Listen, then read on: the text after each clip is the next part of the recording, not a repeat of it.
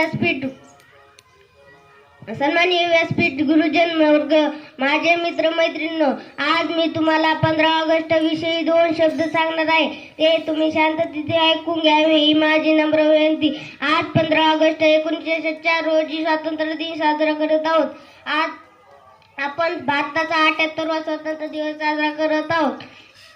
15 August 1946 रोजी आपला भारत देश इंग्रजांच्या गुलामीतून मुक्त झाला. हा दिवस आपल्या सर्वांसाठी सन्मानाचा व अभिमानाचा आहे. इंग्रजांच्या गुलामगिरीतून 150 वर्ष अडकलेलो आज मुक्त झालो. कारण या लढाईत अनेक शहीद जवान झाले. कारण आज जर आपल्याला कोणतं काम करायचं असेल तर आपली हिंमत होत नाही. विचार करा, 150 वर्ष ज्यांनी राज्य केले त्यांच्या बरोबर 15 ऑगस्ट सैनिक कसे लढले असतील. हे विचार राजगुरू भगतसिंग सुखदेव यांनी